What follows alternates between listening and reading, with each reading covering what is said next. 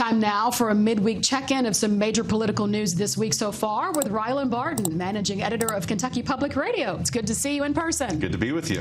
So a lot to get to in the short time we have. Let's talk about the governor's race first. Of course, there's lots of ads, and they are really ramping up in intensity and messaging. So let's talk about what's happening just this couple of days or so. Yeah, I think the big discussion right now has to do with abortion rights and whether or not there should be exceptions to Kentucky's near total ban on abortion. This is remarkable because this had largely not been part of the discussion throughout the race so far, and just within the last week or two, it's become the central issue.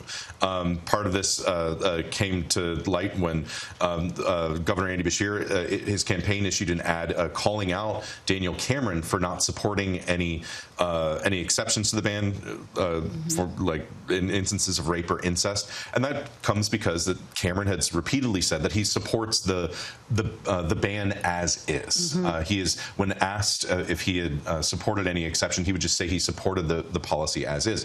He has since kind of walked that back a little bit and said that he does support, if the legislature would pass some sort of exceptions involving rape and incest, he would sign them.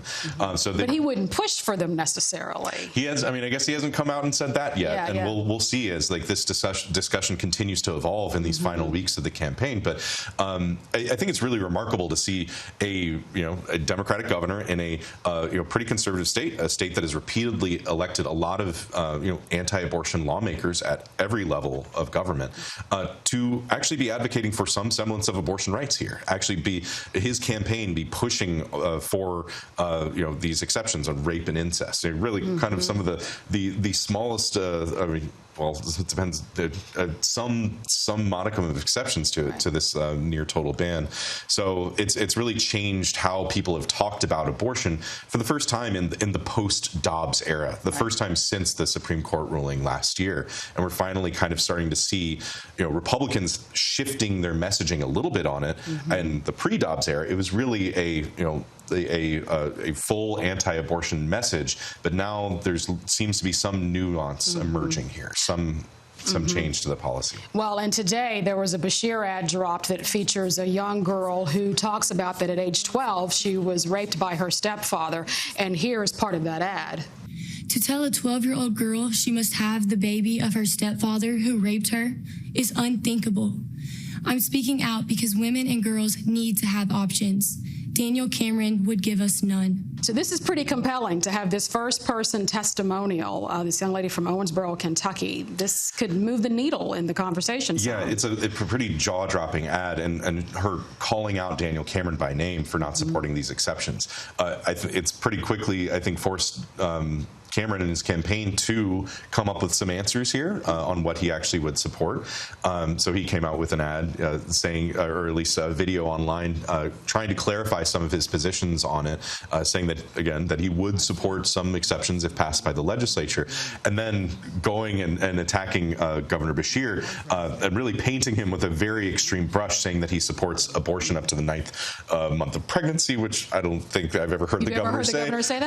And saying that these are similar policies to what happens in North Korea and China, really kind of reacting pretty sharply to the governor's messaging. And this, it seems to really have hit a nerve with the Cameron campaign at this point in the race. Yeah. So just a few more weeks to go, and we are also, the Supreme Court's been busy this week. Today they had another hearing, but yesterday they took up the redistricting issue, and some pretty interesting arguments were made there. And this is about the state house maps and the congressional district map. That whole redistricting session happened last year. This legal fight's been going on for a while. If you remember, a lower court ruled that yes, the maps are gerrymandered, that the politics did come into account when lawmakers drew these maps. However, there's nothing illegal about gerrymandering. That is what the ruling was at the Franklin Circuit level.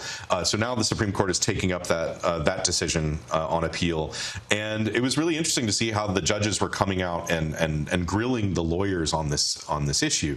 I think one really notable remark was from Justice Nickel from from the westernmost Supreme Court district, and he was calling out that one district on the congressional map, the first district, which extends from the western tip of Kentucky and hooks up into Franklin County in central Kentucky, and it didn't used to do that. And this is James Comer's. And this is James Comer's district. He called it the so-called Comer Hook, which I believe is a term coined by UK political science professor Steve Voss, that being because Congressman Comer maintains residences in both Monroe County in south central Kentucky and in Franklin County.